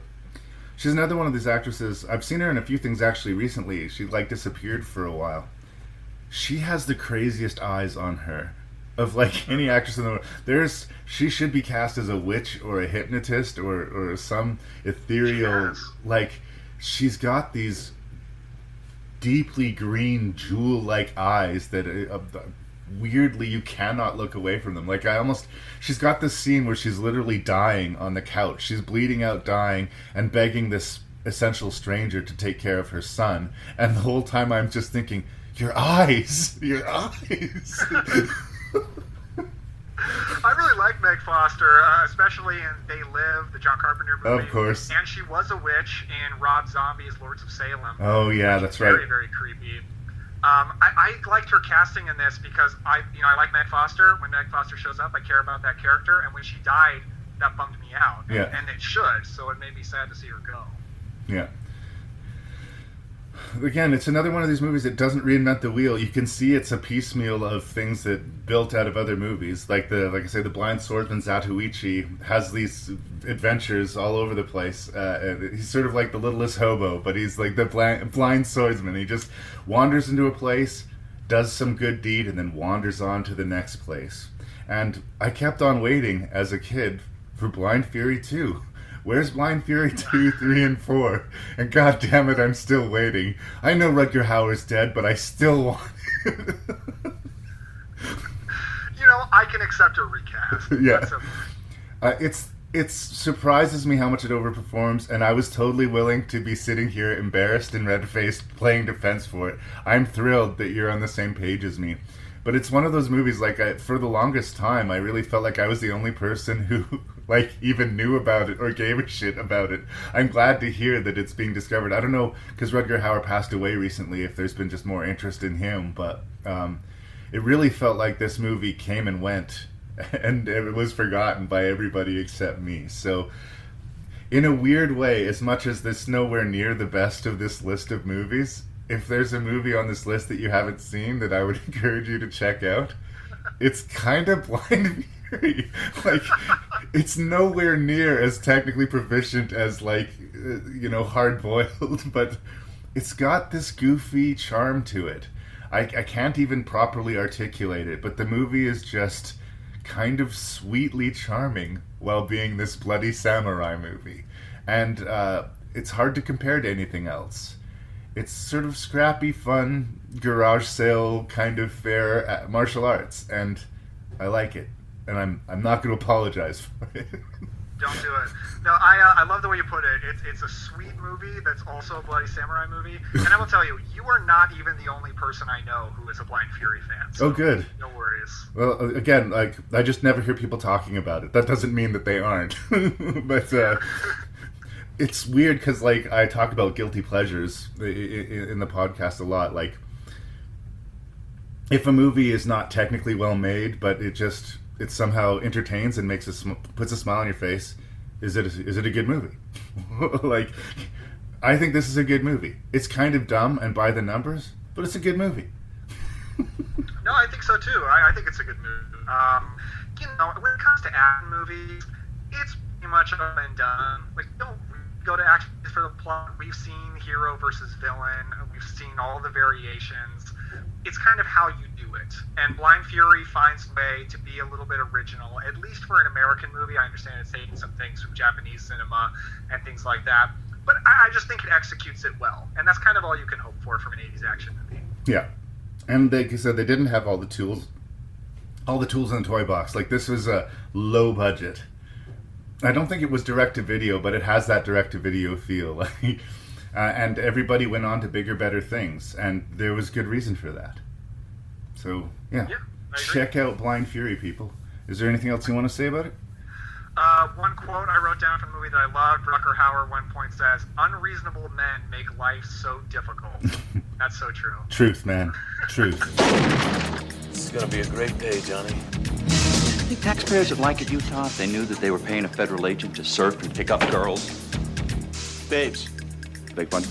The correct term is babes, sir.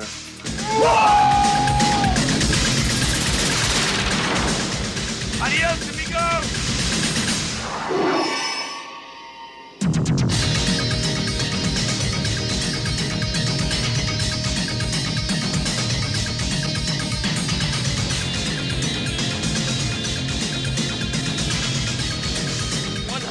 100% pure adrenaline. Neither one of you have anything even remotely interesting to tell me. Caught my first tube this morning, sir.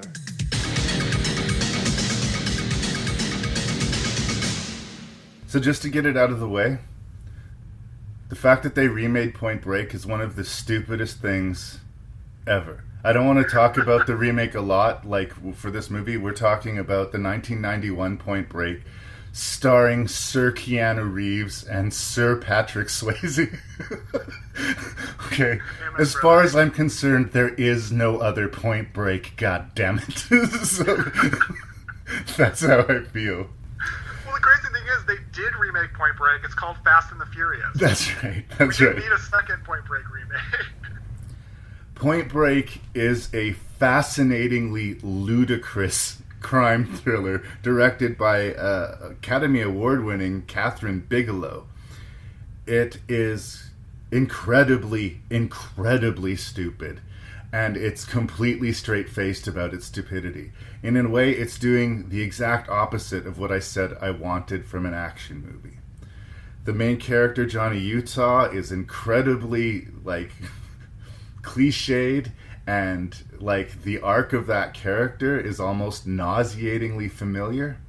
And Bodhi, this Patrick Swayze character, who surfs and parties and robs banks and just lives his life on the edge and full of adrenaline, is like a cartoon character. The movie takes itself seriously when it's just on its face ridiculous. It's bonkers, it's stupid, and I love every fucking second of it. It's completely ridiculous. I can't defend the screenplay. I can't defend the characters. I can't defend, but just the sheer aggressive momentum of the movie gets you through it.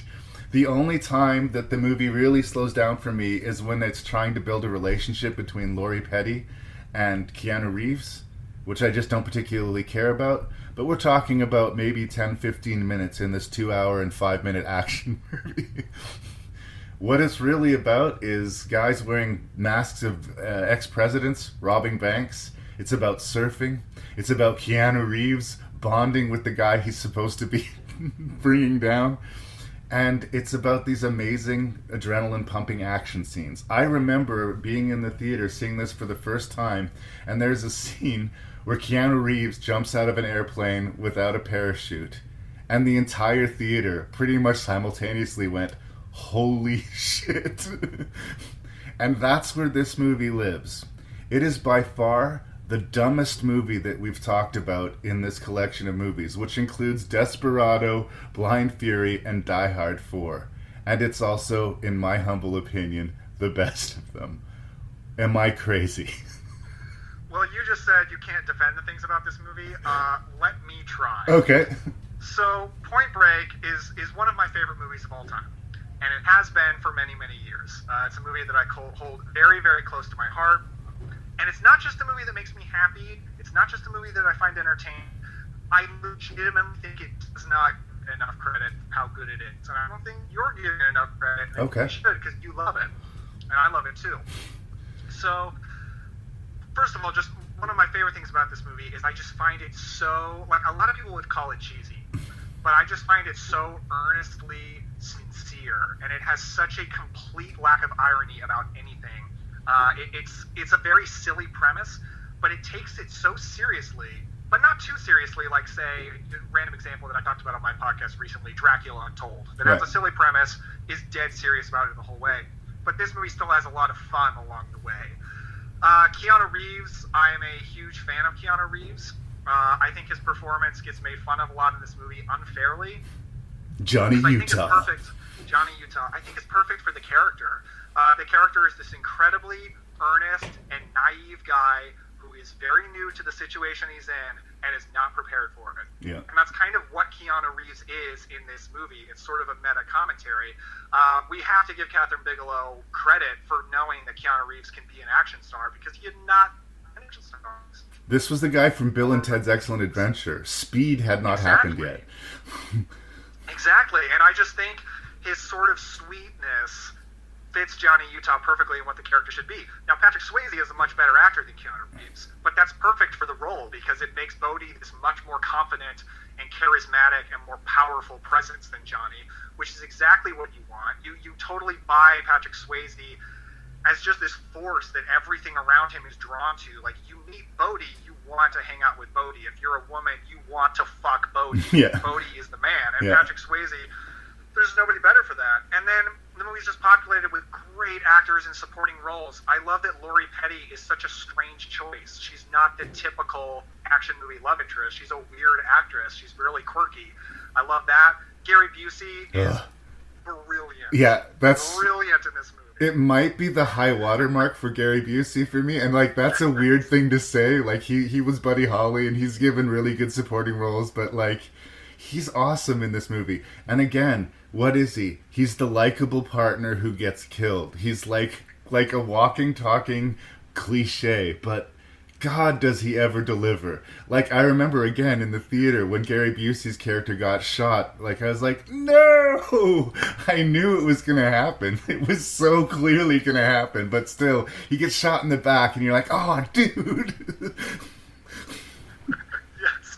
And regarding the screenplay, I honestly think this movie does not get enough credit for its screenplay. Really? And my favorite thing about it is the dialogue. I love the dialogue in this movie because it is so hyper stylized and fantastical and so memorable and entertaining. Is it realistic? No. But honestly, okay, I've been kind of dancing around this whole podcast. Fuck realism. I don't care. Yeah. That is not what I come to movies for. I don't give a shit. I mean, to kind of give the audience, the listeners, an idea of how little I care about realism, I'm a big fan of Italian horror from like the 70s and 80s. Lucio Fulci, Dario Argento, Mario Bava. I love that stuff. It's not realistic Surreal. at all, but Yeah. I am a big fan of the surreal and like that. And Point Break is surreal, but it's very hyper-stylized dialogue that exists in Gary's world. And it's so memorable and it's so much fun to listen to. And there's so many memorable lines. Like when, just as an example, when Keanu Reeves shows up at the FBI place for the first time and his captain says, well, hey, I guess we must have an asshole shortage around here. Yeah. So good. There's just a million memorable lines in this movie. And then the action. Sorry, go ahead. No, that's John C. McGinley, the guy you're talking about, the actor there. Hell yeah. He also has that young, dumb, and full of cum line in that sequence. So good. That was what they call one of the first great walk and talk sequences. It got popularized by like The West Wing and other like Sorkin-esque sort of scripts where two or three characters walk in an elaborate circle for one Steadicam shot and we get out a bunch of exposition. That's one of the first times I remember seeing it done, or at least done that well, was in Point Break. And I always remember John C. McGinley in that role because it's a small little like supporting role, but he just pops out of there. That actor, he does a lot of work with Oliver Stone, and he almost always plays small supporting roles, and he almost always fucking nails it. So I'm a big appreciator of him. My one problem. Had a few angry captains in this series. Yeah, a lot of captains yelling at people. The one thing about Point Break that I have to say, as much as I've been pretty enthusiastic about like how much I love it, I do not love the very, very ending of this movie. Okay. The, Bodhi disappears, the rest of his gang has been killed, and we fast forward however many months, and Keanu Reeves knows that Bodhi's going to be at this specific location because there's a crazy wave coming that he wants to ride. And then Keanu Reeves, after all he's gone through, after all of this, he releases Bodhi so that Bodhi can commit suicide in this wave, and then he tosses his badge into the ocean, and he walks away. I don't know. Like, I know that the entire movie had been over the top and silly, but that ending kind of left me a little bit, really? And it was the only time in this entire ludicrous movie where I went, really? So it's an unfortunate place for us to leave it, but everything that got us there is so ludicrously entertaining. Like, the surfing sequences are amazing. The bank robber sequence is amazing. That foot chase sequence is fucking awesome. Like, the dynamic, which they ended up making fun of in that movie Hot Fuzz, where you really get this feeling like Keanu Reeves and Patrick Swayze are kind of falling in love with each other. Like, in a not ironic kind of, like, legit straightforward way. Like, if Lori Petty wasn't there to confuse Keanu Reeves' emotions, this might have opened a whole new door for him. I totally agree with that. Yeah, the ludicrous stuff works for me until that ending. Until I just don't believe that change in Johnny Utah. And I know that's the purpose of it. We're supposed to see him go from naive to this hardened, bitter whatever. But he quits being a cop. He lets the bad guy die on his own terms. And I don't know. I wanted some kind of physical confrontation between them at the end. And I guess I was expecting that and didn't get it. But that's the only negative thing I'm going to say about this stupid movie. I love the ending, and I love it because I do agree that Johnny and Bodhi are on some level in love in this movie. I don't know how sexual it is. I think it's at least slightly sexual. I mean, there is a line in the movie where Bodhi says to Johnny, "I know you want me so bad it makes your teeth hurt," or something like that. And he's not talking about sex, but you know he's at least slightly talking about it like that. And Johnny lets him go for the same reason that Paul Walker lets Vin Diesel go at the end of the Fast and the Furious, because there is this bond, there is this chemistry, and it's set up earlier in the movie to where Johnny can't shoot Bodhi when he has the chance, and instead he just fires his gun into the air and screams. Yeah. So I do really like that ending. I like that he just can't quite let Bodhi be miserable. Like, he thinks like, well, I'm too angry at Bodhi to let him go entirely, but if he can die on his own terms, it's a compromise. I'll do that. I love the ending. And you have to say, action is great. It's you're not waiting for it because everything else is so good, but when it comes, I think it's really good, and the skydiving sequence is beautiful. Yeah. Oh, absolutely. I also think that Catherine Bigelow is the director that Michael Bay has been trying and failing to be his entire career. I'm not even joking. I'm not even saying that to talk shit about Michael Bay. This, as far as I'm concerned, is the type of movie Catherine Bigelow should be making. She did Near Dark and Blue Steel and this movie, and then she got into making more, quote, serious movies. I guess Strange Days had its action sequences too. I think she's an action movie director. I would much rather see her make another movie like Point Break than see her make another movie like The Hurt Locker, you know? Yeah. And she is the real deal. She is absolutely the fucking goods as a director. I mean, I don't feel like I need to convince anybody of this, but like maybe in 1991 it wouldn't have been the obvious choice, but she was absolutely the right person for this job. And she's got a great eye. And like, go back to action, girl, please, please, please, please. Yeah, I think she's a major reason I love this movie so much, because like most action movies don't have female directors. Nope. And I think she kind of gives the male characters this level of sensitivity, sort of makes it easier for like me to relate to them than say like Arnold Schwarzenegger. Like, I'm never relating to Arnold Schwarzenegger, you know, but I can with Keanu Reeves in this movie. I feel like Catherine Bigelow started on like a Tony Scott trajectory, where like she made like an amazing artsy vampire movie, and then she made like a lot of cop action movies and stuff like that. I wish she stayed on a Tony Scott trajectory, because I think she could have been beloved like that, but she just got too legit, and she'll always be remembered as a great actor, director. You know, she'll always be remembered as a big Academy draw, but she could have been more of a cult director in the way that like Tony Scott is, you know? But whenever I see her name mentioned in an article or something like that, it's like Catherine Bigelow, and then they'll credit Zero Dark 30 and The Hurt Locker. And I always think whenever you're going to mention Catherine Bigelow, you put Point Break and Near Dark, as far as I'm concerned. Yes. Hell yes. I'm just gushing By the way, at this I'm sorry point. if I've been like talking so fast and so loud. I'm just super passionate about Point No, Break. that's fine. That's fine. I'm all hopped up on coffee now, too, and I'm right there with you. It's also a mystery, this movie, because I keep saying that it's stupid, and the reason I keep saying that it's stupid is because it's fucking stupid. Like, the movie's not smart at all, but it's got such intensity and such energy. And I also think that the other reason that Catherine Bigelow was a good choice is because it's about these two guys who kind of have a love story, and because we have to really like both of them. she's really good at making these guys look super cool and super hot. Like, you want to be those guys. You want to be that cool. You understand the appeal of Bodhi and his gang, even though, like, you can't justify that lifestyle. They're utterly selfish criminal bastards, but they believe it. They have this little cult justification that they have, and they have so much fun, and they say they don't want to kill people, although a lot of people die around them. Yeah.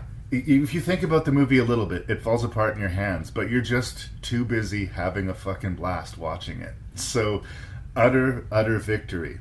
And it's funny because I started like this whole podcast saying, come on, you guys, have fun with it. If you're a stupid movie, know you're a stupid movie. Point Break did none of that. And it's my favorite movie on this list. So, because it's so earnest and sincere, you know? There's no irony to it. That's what I love about it. Yeah, so it's the exception to the rule. I think it's a rare thing. Like, that's why it couldn't be remade. It was like an utter act of stupidity to even try. This is lightning in a bottle. Like, just be glad it exists and don't fuck with it. Point Break is immortal. The end. I'm very glad it exists. Is there anything else you want to say? Oh, I probably said too much already, but I love this movie. Love it so much.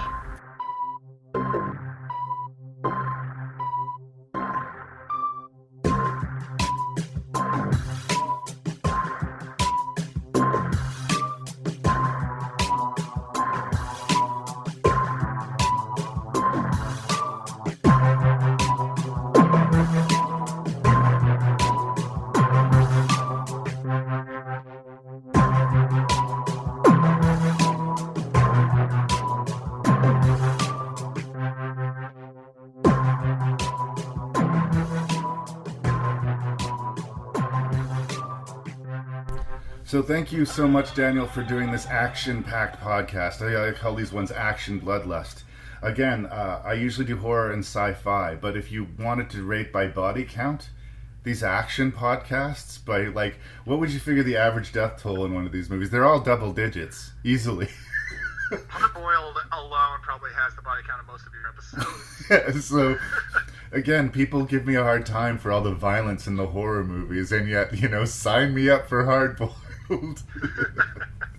So, thanks for being here. I had a lot of fun with this episode, and though it might not be horror, it definitely has some violence and some horrifying moments to it. So, I'm curious, what was your least favorite of these 6 action bloodlust films, and why?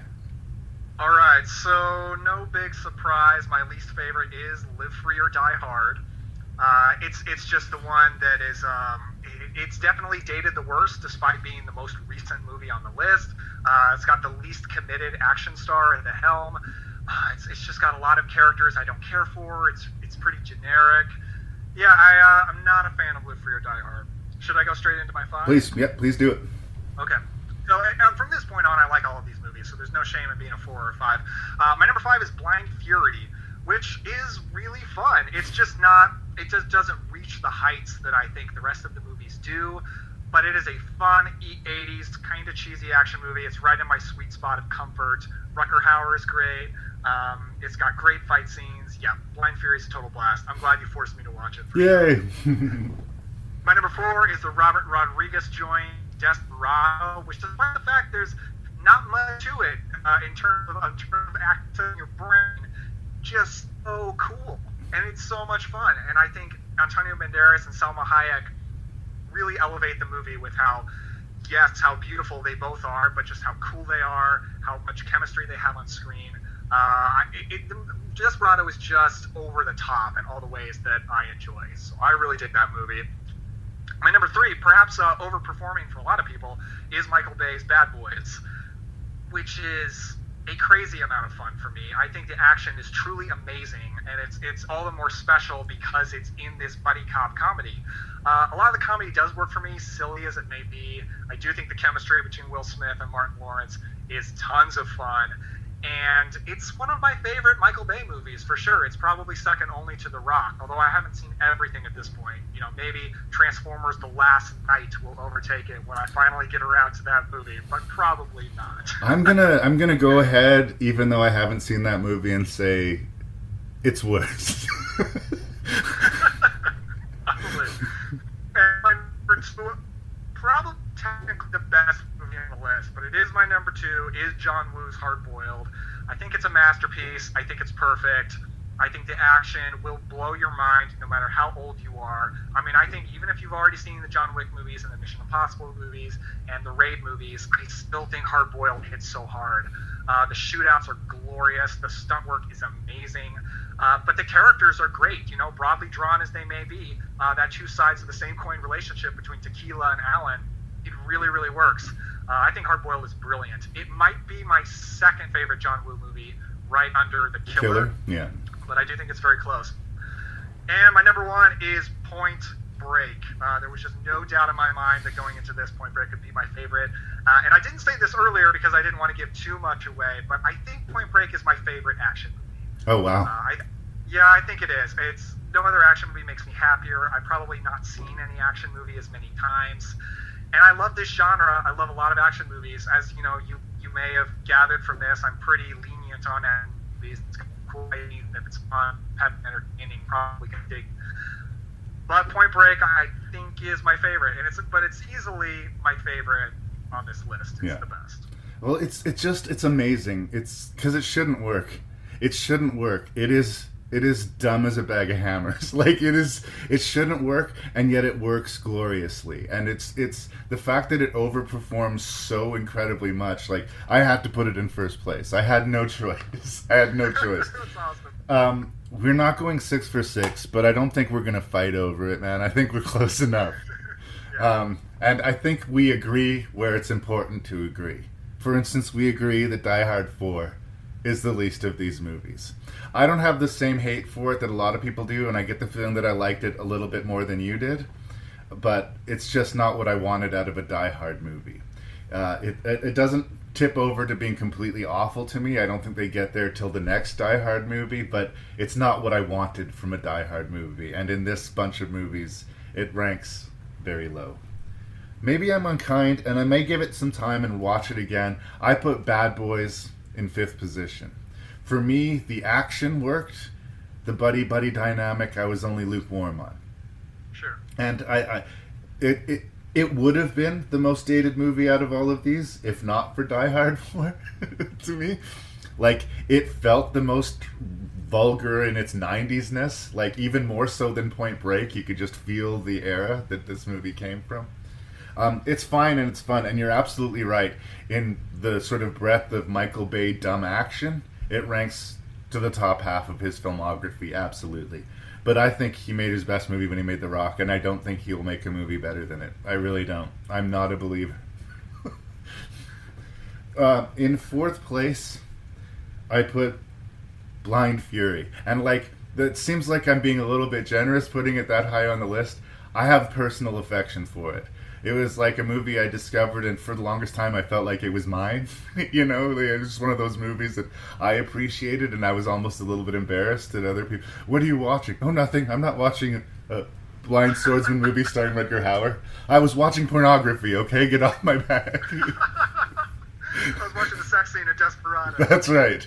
Speaking of Desperado, scrappy and flawed though it may be, fought its way to 3rd place.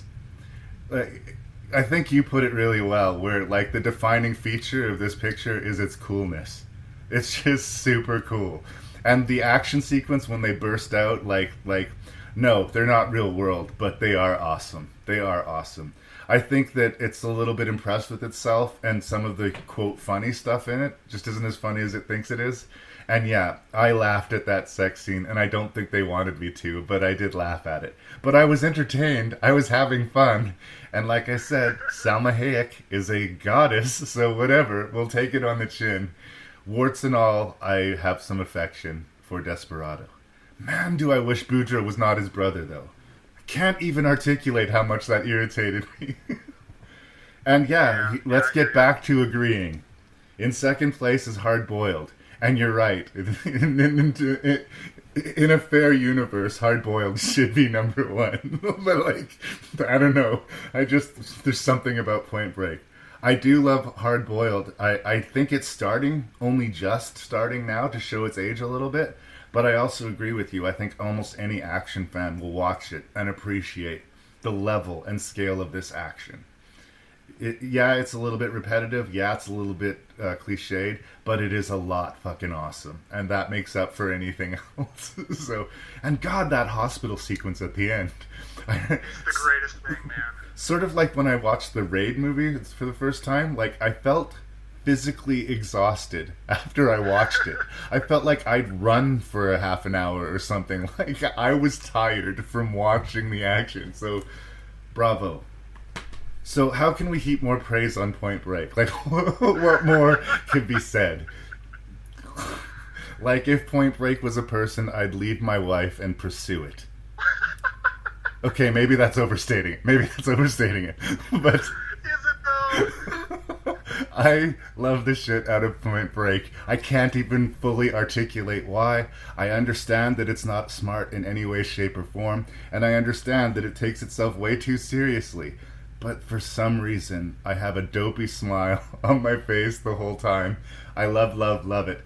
I don't think it's my favorite action movie ever made, but I will give you this. It's in the conversation. Right on, man. That's beautiful. So that's where I am. We're close enough that I don't think we're going to fight over it. So, yeah, I think we're okay. I might have been a little bit too hard on Bad Boys, and maybe you were a little bit too hard on on Blind Fury. Whatever. Well, I don't know. It doesn't matter. We had fun watching these stupid action movies, did we not?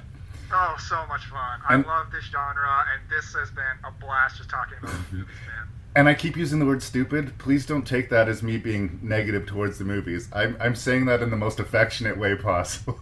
Yeah, I hear you.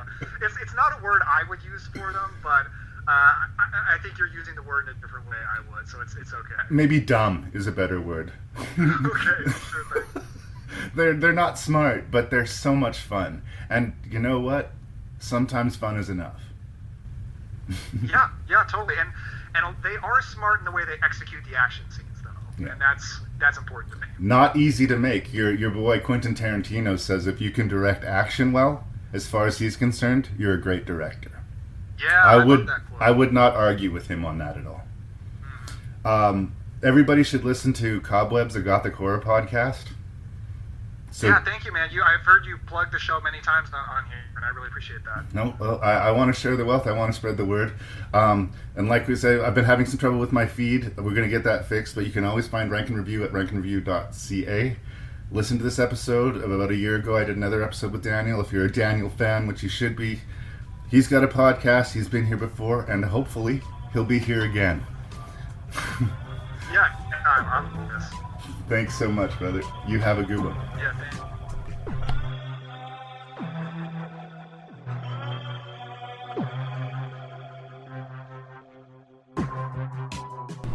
And that was another fun-filled episode of Rank and Review Into the Rearview Mirror. Much thanks to Daniel Epler for helping me talk about those 6 action movies. If you have feedback, you can send that to ranknreview@gmail.com. That's ranknreview@gmail.com. Please visit the website at Ranknreview.ca, and please tell that other movie nerd in your life about the show. If you need more podcasts for your ears, please check out A Lifetime of Hallmark, check out the Terror Table Podcast, check out Cobwebs, a Gothic Horror Podcast, check out the Shelf Shedding Movie Show, and check out Welcome to Riverdale. And keep listening for Rank and Review every other Wednesday.